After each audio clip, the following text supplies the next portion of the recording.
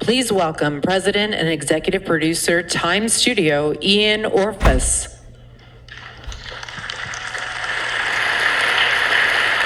Good afternoon, everyone. Thank you so much for being here. We have a really exciting panel where we'll talk about film as a platform for change. Film, long-form television, whether it be Netflix or Hulu or Disney Plus or ESPN Plus or BET Plus or all the other pluses that are being launched every day, has become so pervasive in our lives. I want to start by throwing out a stat. 150, that's the number. Approximately 150 hours of programming are watched on Netflix alone every day. Think about the content that you all watch in your everyday life. Some of it's entertaining, some of it's sports, some of it's true crime, and some of the content is focused on making an impact beyond the film. When you're watching something, how many times does the film make you think about your own life or make you think about something that's going on in society or in your family? These two films that we're going to talk about today with the remarkable filmmakers do just that. The filmmakers and the subjects made a choice to dedicate their talents and their creations to making an impact, using film and using art as a power for change. We're going to show two trailers and then introduce the filmmakers on stage. And the first one we're going to start with is called Parkland Rising. It's a remarkable film that's focusing on the youth in this country that are using their energy and their talents to impact change with one of the biggest topics facing humanity right now. Let's take a look at Parkland Rising.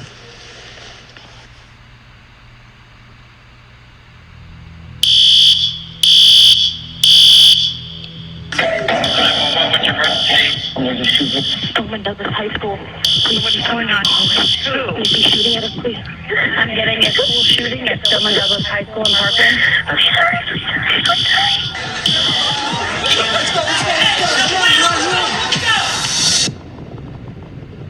More people died at our school than died at Columbine. Think about that.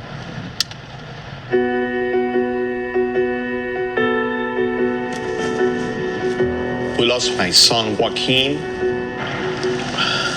One main thing is to keep away from hating anybody. It's very easy to fall into that. God bless America! If we don't take action now, these things are going to continue. We call BS. People tell me things like they want to kill my son. It's really hard to take as a parent because we're targets. Fuck you, David Hahn! I love your group. You look very powerful, all of you together. Here they come. All eyes were on us. People were like, this isn't gonna work, this isn't gonna work. And I was like, oh yeah, it is. We want change! We want change! We want change! We're here to get shit done. If you listen real close, you can hear the people in power shaking. We've lost our friends. What else do we have to lose?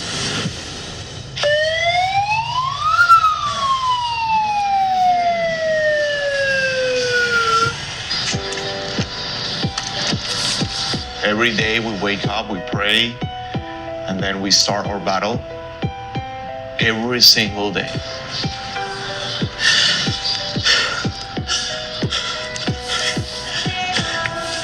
This is the image we weren't able to see that day on graduation. Jesus Christ. Is there another school shooting today? No. 'Cause all that we are.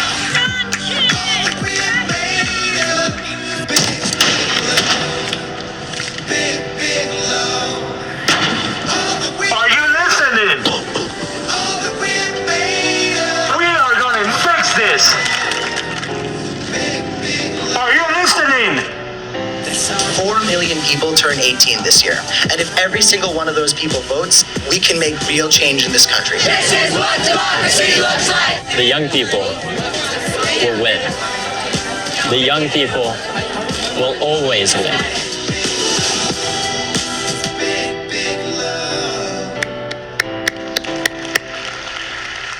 Please give a warm welcome to Cheryl McDonough, the producer and director of the film, and executive producer, and a man that needs a little introduction, Will.i.am.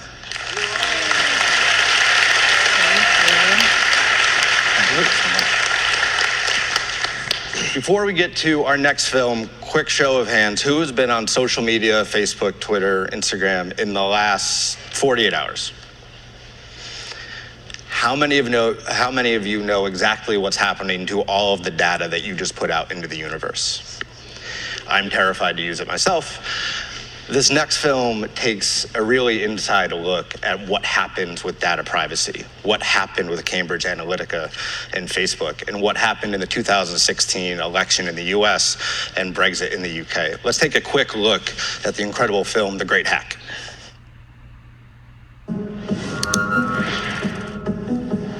Who has seen an advertisement that has convinced you that your microphone is listening to your conversations?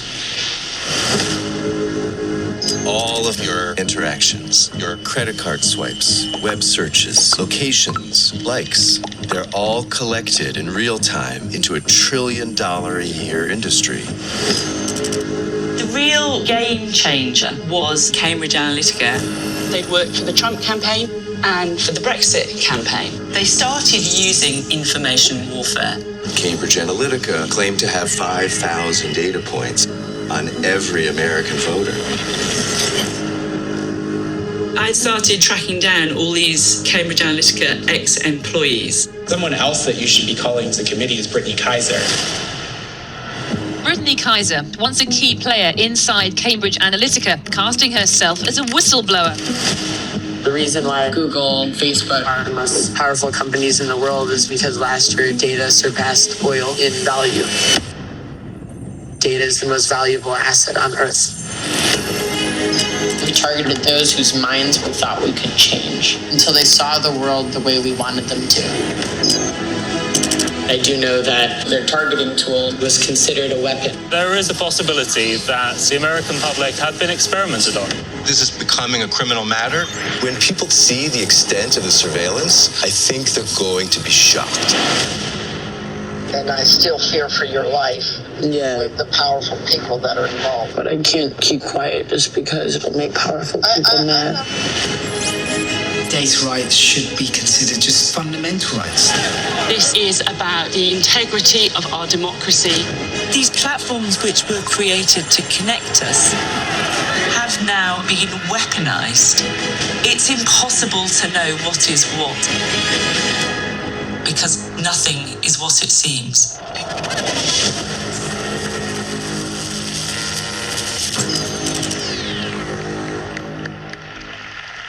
Please join me in welcoming executive producer Nina Fialkow and director Kareem Amir.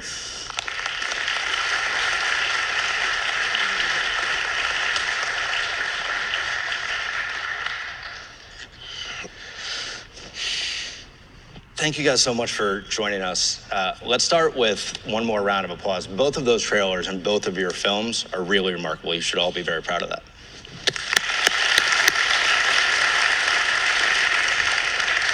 I'd like to start with the choice you all made. You have incredible talents, some in very different fields in addition to filmmaking. And instead of making a project about entertainment or that makes you laugh, you chose a project that will hopefully make impact in the world and that makes you think. How do you make that choice? Why do you make that choice as creators and filmmakers? Let's start here. I, in this case, felt almost like I had no choice. I've made a lot of documentaries, I've made a lot of television shows, and this time, when the tragedy in Parkland at Marjorie Stoneman Douglas happened, and I saw the way the kids rose up, the way that they reacted, and they immediately changed the conversation about guns in this country, and they inspired hope.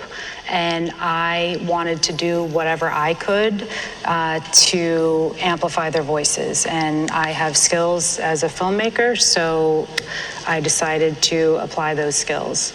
Will, what about you? What was it about this project and this time that made you decide you had to jump in for this? So coming from where I come from, a ghetto in East LA, education is poor. And you get your information and tools from odd places. And if you're not looking for those odd places, you're left with no information at all. So I was blessed enough to have been inspired by an artist by the name of KRS-One, who had a record called Edutainment, where he educated and entertained folks. And that kind of like set me on my creative path to, to follow those footprints. So I made a lot of songs about nothing, about fun, about dance, but the song that gave me a career was Where's the Love? Right. And Where's the Love was written after 9/11, and we just asked questions on why is the world configured the way it's configured. And with that, it's the reason why I'm philanthropic. It's the reason why I show up to events to raise awareness for issues, because that gift is why I'm here, and why I have a career in the entertainment field, and I try my best to raise awareness for things that people might not be, focused on. What about you? Somewhat related to what you just mentioned, Will. It's telling a story, and the story starts with a question. And for me personally, was how could this have happened in the election in terms of both Brexit and the U.S. and wanting to understand more. And was lucky enough to be able to team up with Kareem and his wife Jahan on the film. And Kareem, we talked backstage for a second, and this has been a labor of love for 4 years. Yeah, it's 4 years in the making. And I think for me, the film I made before this took place in Egypt, in Tahrir Square, where I'm originally Egyptian. And in that film, we saw young people kind of rise up in many ways, similar to in your movie with Parkland, but this was rising up against a 30-year dictatorship in Egypt. And at the time, we saw the incredible use of technology as this catalyzing tool for democratic processes. Facebook became the way that we organized people to come together and meet up, and Twitter became the way that anybody with a voice could reach the world, and images could travel. And what we realized in that movement was that you could challenge power in a peaceful way if you had the world attention, and you could communicate now in a democratized way with the way that technology was helping people around the world, and that was a very beautiful thing. Now, we made that movie called The Square at the time, which was also with Netflix, and to me, I think that what we didn't expect was how the pendulum would swing with seeing technology be used in very different ways that weren't necessarily supporting democracy. And that's where the kind of idea for this movie came about, where we started looking at what we called the wreckage sites, where technology and society would kind of clash, and look at kind of how we could learn from those. Let's stay with the great hack for a moment. And if you can, just explain the overall premise. The trailer obviously does a great job, but it started with Cambridge Analytica. And is that when that first came out? Is that when the idea first came? No, we'd been looking, we saw very quickly in Egypt how all of a sudden these same tools could be used by an authoritarian dictatorship, and how people who were once activists were now being tracked down because of their followings, how the government changed the law whereby, if you had a certain number of Facebook friends, you became a media entity and you could be prosecuted in certain ways. So very quickly, the advantage that we thought technology gave democracy was quickly used by anti-democratic forces. So we learned very quickly that technology in itself isn't inherently good or bad. It depends on the ethical frameworks by which we choose to design it. And with that in mind, I guess I'd say like my romance with technology ended a lot earlier than people and we were in a hangover much earlier in the Middle East than people in the West were, where I think, especially in this city, there's this kind of implicit assumption that in technology we trust, and we could just move fast and break things regardless of what they are, even if they're democracy, and eventually that'll just catch up, because innovation will kind of outpace any problem we have. So we had been looking at that, and I think the thing that was very kind of revealing for us was in places like Egypt, you had places where a tank could run over innocent protesters and it could be declared as fake news. right? Again, we thought that these were symptoms of, a country with limited education that had certain development issues. We didn't imagine that those same phenomena would be weaponized in the United States and the UK. And when we started seeing that, we realized that this is a much larger story that we really have to understand, because this phenomena is challenging the very foundation of the open society. And that very foundation of the open society is why we're all sitting in this room. There would be no Silicon Valley if it hadn't been for multicultural open society values. The Valley owes it to pay it forward back to those foundations. And that's why we made this movie, to remind people that we have a debt to pay for this openness, for this ability to have this conversation, which in many parts of the world where I was born, you can't have this conversation. So that's why we made this movie.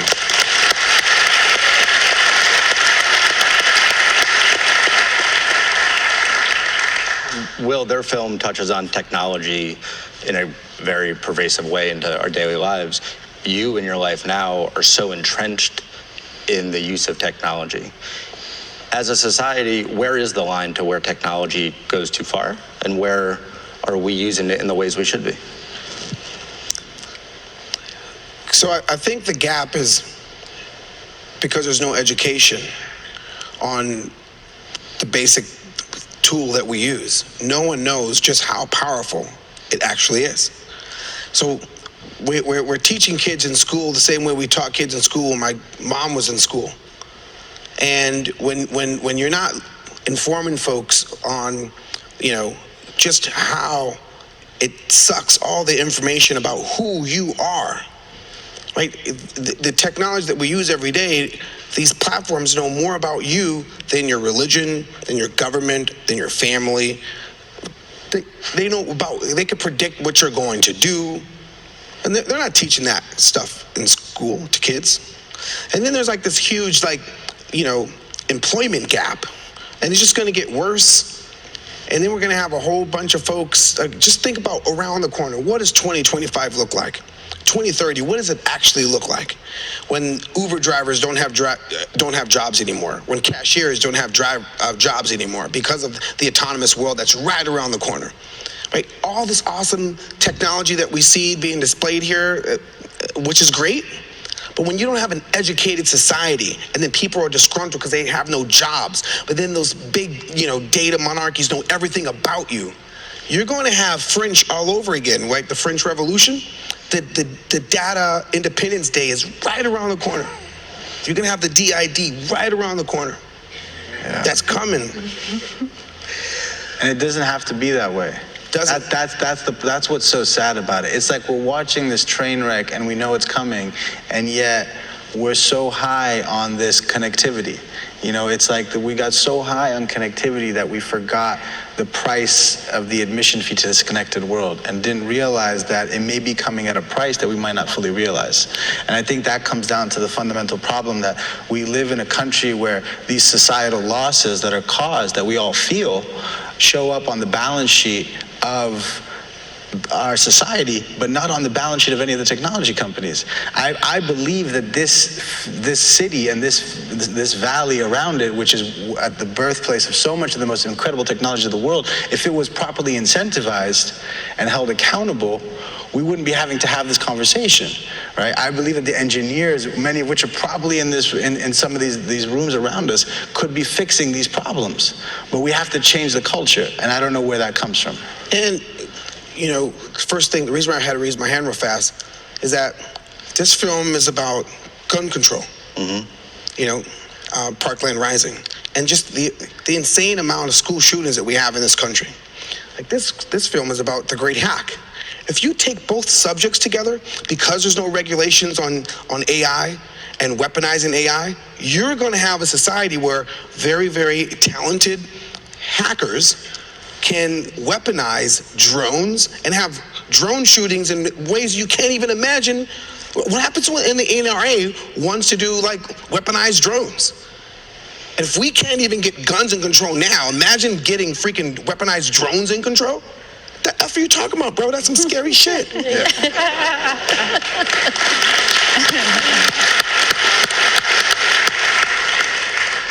I'm not exactly sure how to segue from NRA to drones. I'm just going to take a crack at it. So let's switch gears for a moment to Parkland Rising. an unbelievably tragic thing happened at that school and with those kids.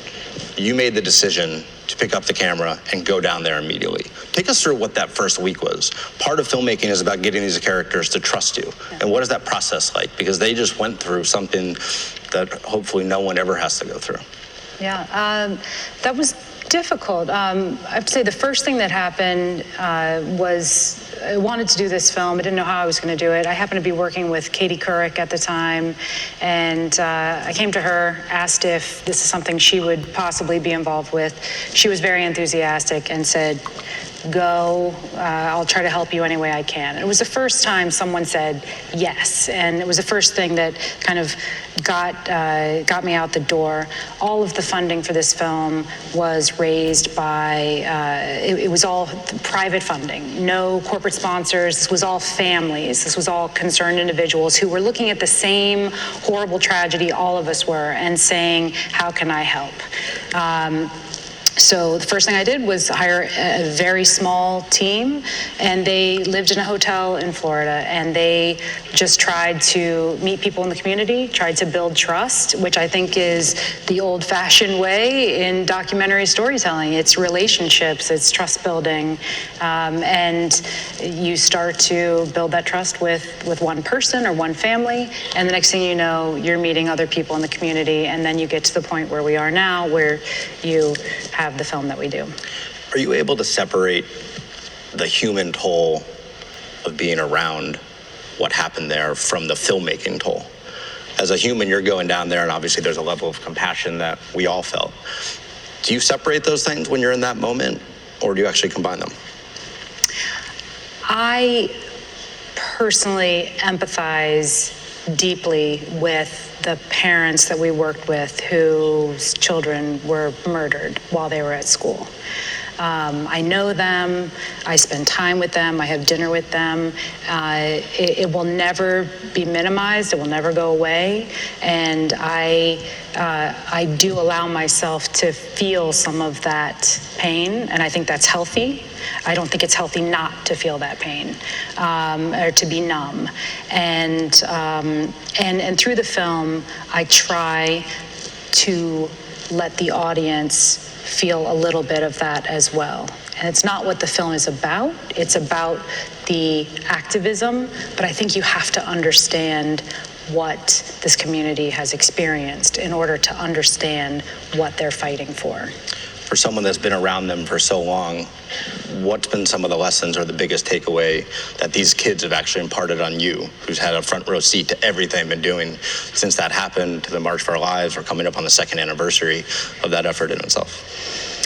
They made me more willing to speak up. I'm almost embarrassed to look back and think that I was afraid to speak up about guns because it was such a taboo subject. It's so divisive. And I bought into that idea that, you don't bring that up in polite conversation. And these kids said, nope, we're going to bring it up. We have a problem and we need to fix it. And I kind of said, you know what, they're right. And so they inspired me. I think they inspired hundreds of thousands of people to speak up, to rise up. We talked about this a little bit before it came out. Creating films like this, creating any sort of art like this, is to create conversation and create awareness. How do you know, and I'll start with Nina and Kareem, how do you know if you succeeded or not? If you're actually creating the right conversation with the art that you created?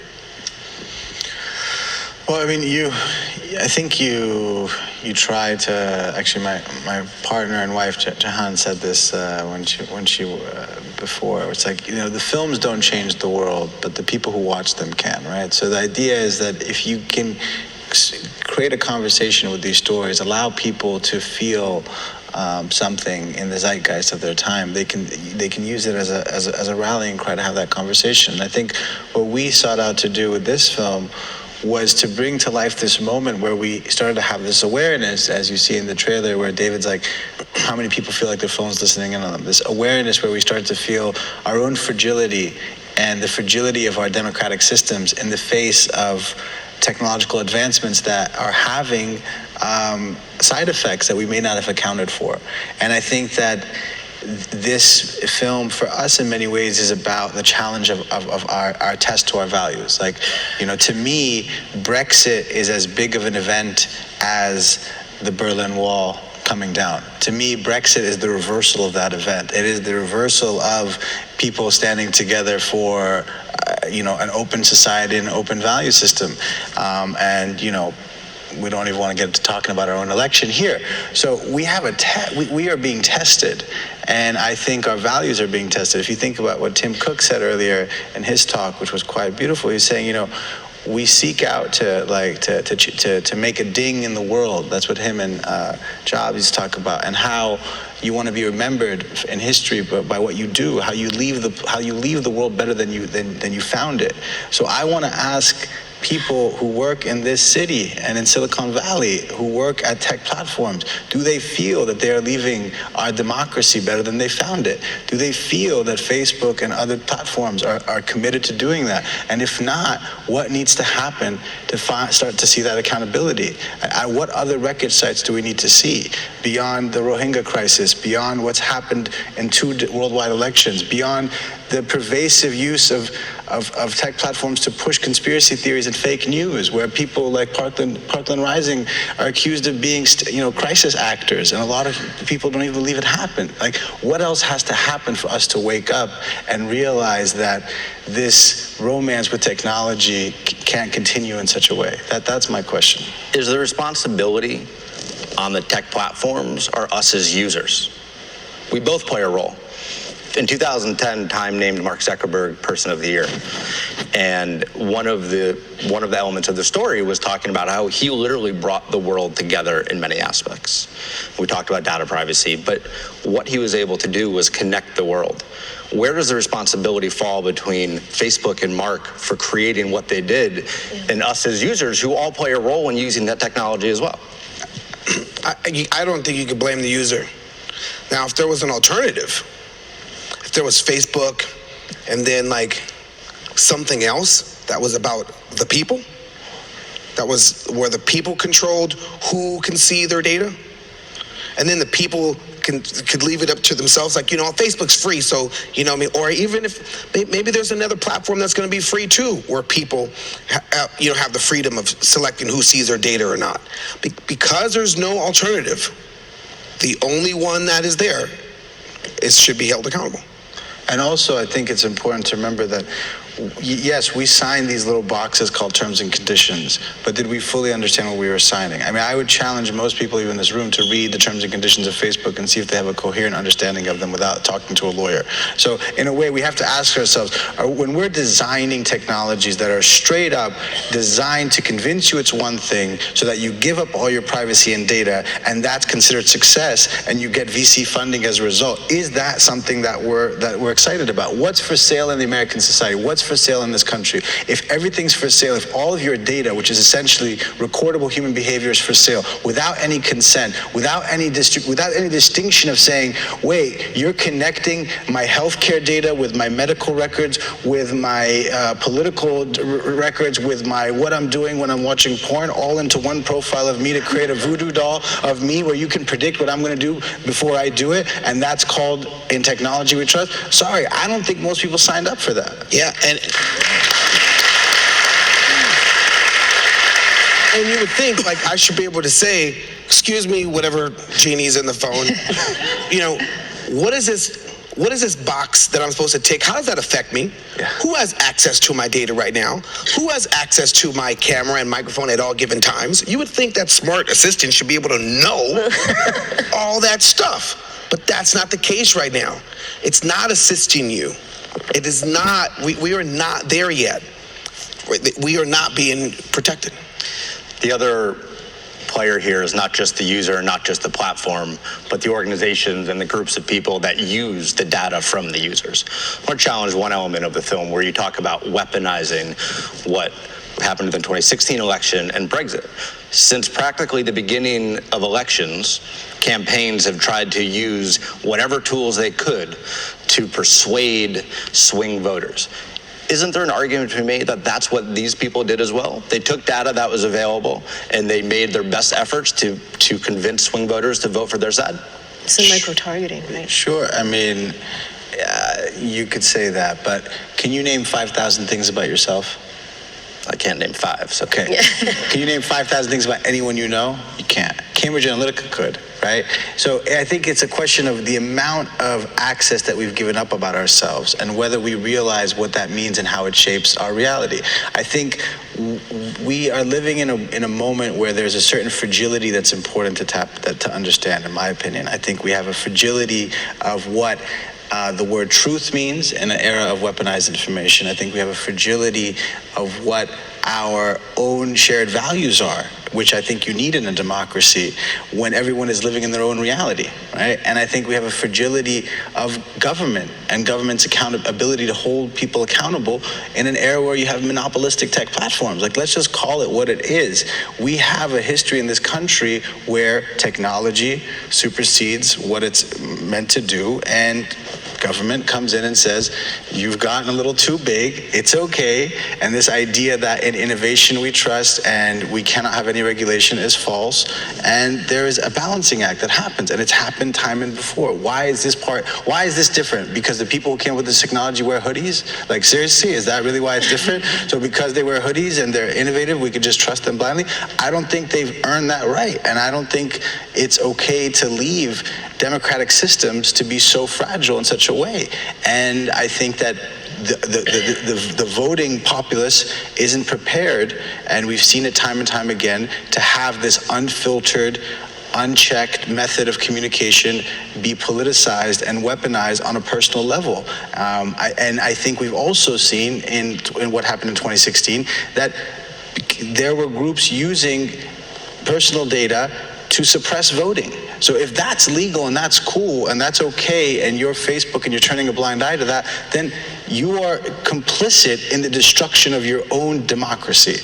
And if that is okay, then we have to ask ourselves, what are we prepared to do as a country, and how are we going to continue to believe that we have this free and fair election, and we live in this democracy, and that we're all going to come together again? That's my question. And that's why, to me, it's not a partisan issue. This should be seen as a bipartisan issue. This is a structural problem to the core functional communication system of how this country operates. Let's switch back to Parkland Rising. When March, regardless of what your political belief is, where you stand on the Second Amendment, we all agree that kids shouldn't die in schools. When you were covering this, March for Our Lives happened, there was seemingly a groundswell, at least focus and attention, and that there's shooting after shooting after shooting. What has that been like for the kids that you've been profiling, and their hopes in actually making an impact, and thus this film making an impact? I think that the kids themselves have suffered much more than anyone knows, in the sense that no one talks about PTSD and survivor's guilt. We only count the 17 innocent people who were killed that day. There were actually 34 people shot in that school, but that doesn't account for all of the repercussions, the damage that will never go away. On the positive side, these kids did have an impact. They did move the needle, and they can point to those successes. We can see their successes, and that is what I am hoping this film will continue to do, is continue to keep their voices in the spotlight and keep that momentum going. When either film comes out, what's your role in after that film, or what's the role of the film after it comes out? Your film was just starting to be released. It debuted at Woodstock Film Festival last month. When this film starts to pick up steam and starts to get out there, how do you make sure that the film actually has lasting impact beyond people going to it and watching it? Right. So it's impossible to quantify, but I see the reactions, and after every screening, well, first of all, let me back up. In the screenings, and this is something that only cinema gives you, is I'm sitting in a room watching 300 or 400 people go see the same content at the same time and cry in the same moments, and then later they all cheer in the same moments, and believe it or not, they laugh in the same moments, and they know that we're all in this together. And that is an experience that you only get through this medium. In terms of knowing whether it makes an impact, after the screenings, I talk with people, and they say, what can I do? How can I help? What do you need? Will, we've talked about technology a lot with you, but when you look to gun violence in this country and these kids, we asked your partner here about what the kids have meant to them, but when you've been part of this film, what's that impact been on you? You know, these kids, first off, they're kids. And they're somebody's, son and daughter. And their family love them and are worried for them because they've already endured the unimaginable. And they're taking on a very, very powerful muscle. So there's folks that do documentaries about, food education. Like, I'm vegan because I watch What the Health. I'm vegan now because I saw Cowspiracy. It made sense. Like, wow, I want to change my life. I want to be conscious about what I put in my body and my footprint that I have on this planet. It's not like, a cow farm is going to come in and bring harm to the people that made that documentary. It's not like McDonald's is going to be like, yo, let's go after them. They're messing up our beef. These kids are going after the biggest bully there is. So we have to support these kids. We have to be empathetic for what they've already endured and help them on their fight. Because they're not saying, let's not have guns in our country. They're saying, hey, let's be mindful of kids going to school. And let's have some type of parameters on what type of weapons people have access to. I don't care how rich you are. You're not going to get a fighter jet to fly from LA to New York. There's parameters on what type of aircraft you can have. I don't care how rich you are. Bill Gates ain't going to go out and get no tank because he got beef with his next door neighbor. There's parameters of what type of weapon and protection you can have. So why is it that we can't have certain parameters to make sure that our kids are learning at the most important time you're supposed to be learning, by the way? If you take the investment for AI versus the investment for HI, get the fuck out of here. People 2030, 2040, because we're enduring this conversation around education and protection around these kids, while there's trillions of dollars being put into machine learning and machines, what society do you think we're going to have 2040? America, that is, because it seems like this country is the only country that has school shootings. Yeah. How do you expect us to lead when our kids are fearful in school? Around the time while your tool in your pocket is the smartest thing that ever happened.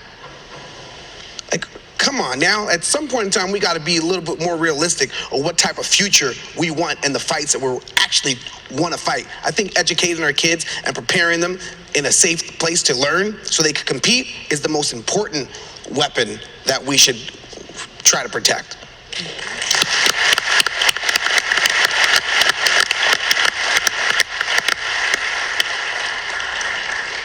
Nina, I want to talk to you for a second about aspiring filmmakers. You've been around this industry for a long time.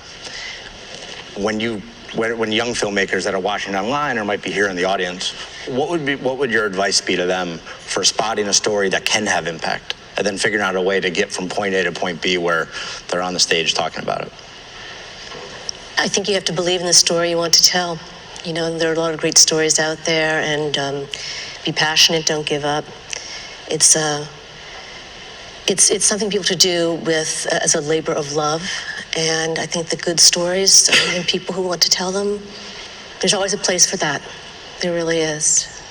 Definitely. What's your process when you figure out you're going to spend 4 years of your life? Well, you always hope that it takes less time, right? I think, though, it's like you kind of have to think about why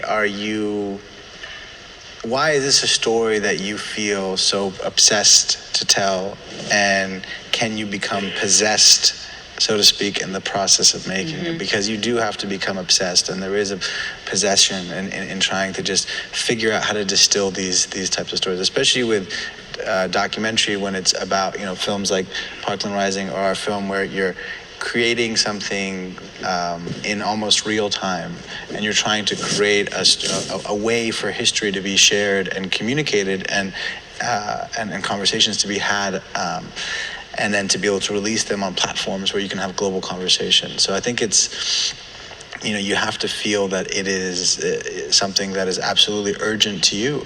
Like you don't do it for just like it's going to be a quick one, because that never really pans out. I mean, I think with this story, why it's so important to me is because I feel like I love technology. I'm not like calling for some Luddite revolution. But what I think we are trying to say is that we've always needed technology to expand our capacity as humans, but we've also needed ethics to preserve our humanity. And I think that what our film tries to show is there are people who may find themselves in crime scenes that they didn't expect were crime scenes when they were operating in them, like Cambridge Analytica, right?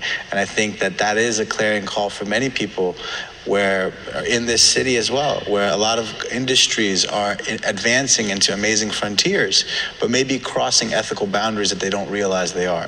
And I think it's going to take for brave people like Chris Wiley and Brittany Kaiser, who are in the film, who are former employees who stood up, and Brittany's here with us as well today, by the way. So shout out to Brittany.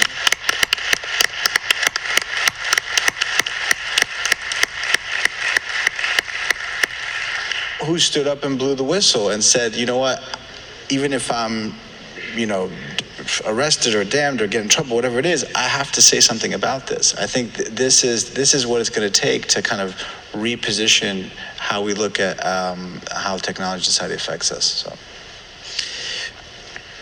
when we talk about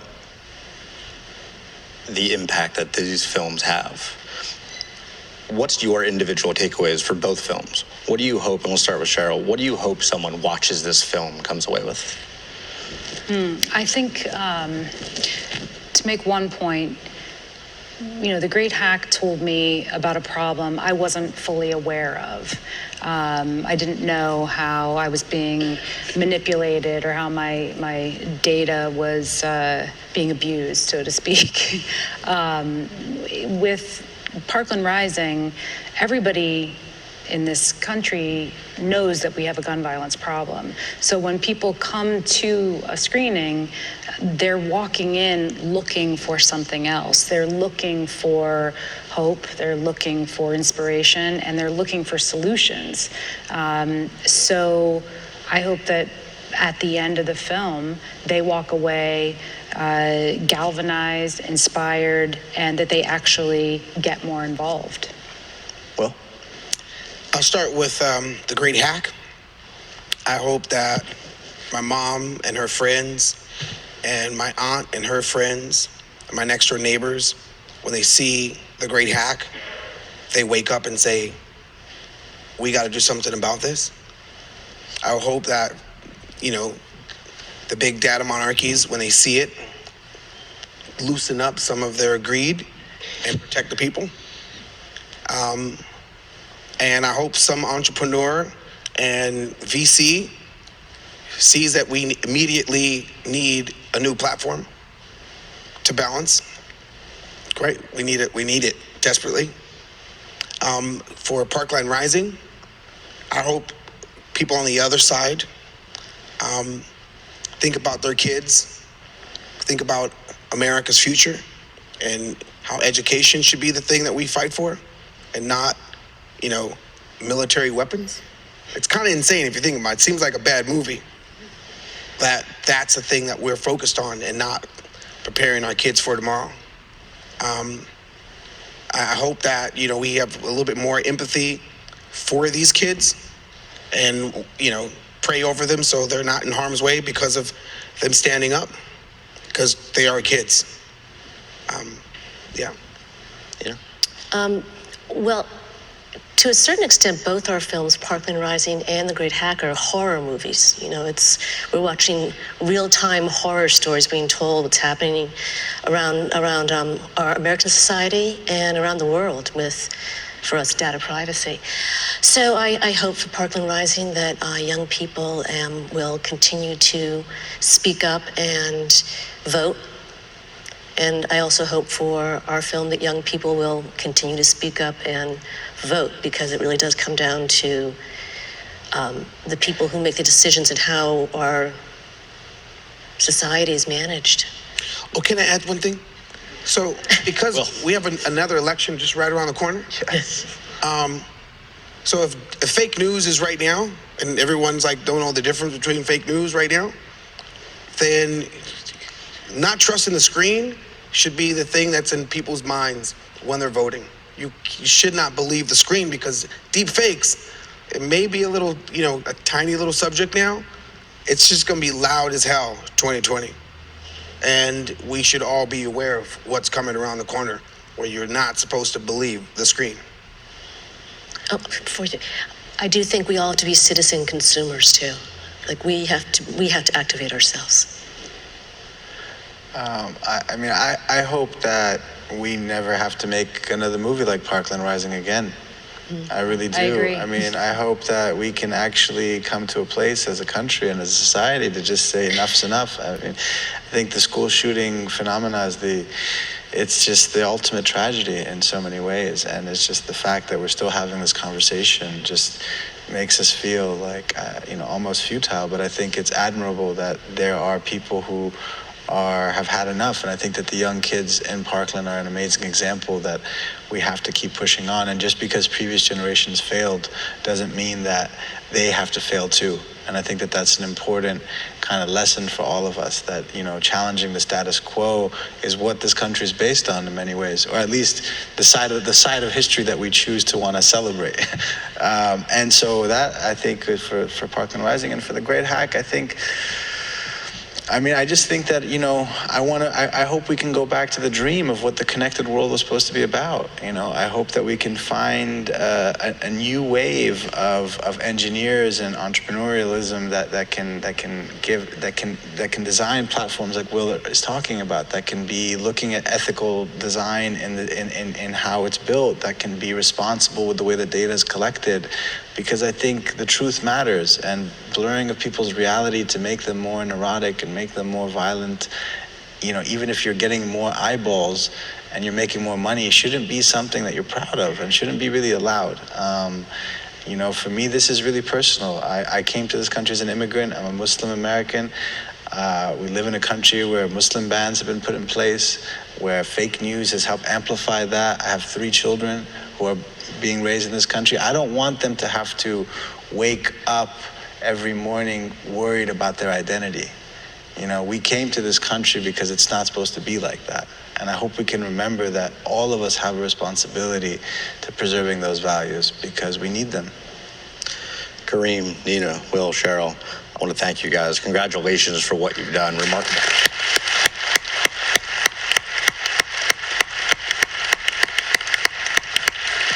Can I say one last thing? Well, sorry, one last thing. By the way, you didn't have to raise your hand the whole time. I'm sorry. I was just. School taught me that. So we've been here before. I was just thinking about, and we see it in our films. So in our Wild Wild West films, that was like late 1800s, 1900s, in the West Coast. That's why they call it the Wild Wild West. Just imagine what England was thinking about the rumors of people just walking around the street shooting people because there was no laws in place. They had like makeshift sheriffs, and people live in a town, and at any given time you get shot. And that's kind of what's happening on the internet. It's the Wild Wild West because there's no regulations, no laws. And that's what's happening with loose regulations or no regulations in schools. That 100 years later, it's still the Wild Wild West. And the West, being America, is the place where people are getting shot in schools. The West, which is America, is a place where, these new societies called, data parks, if you call it, people come and loiter in the park and the eyes are watching and can predict everything about you. There's no rules and regulations and people aren't protected. So, but out of the, that third industrial revolution, people, rights started to come. Civil rights people fought for. And those folks, those leaders, those folks that were fighting for rights stood up. And I salute you, I salute the kids, because that's all we're doing, is fighting for rights.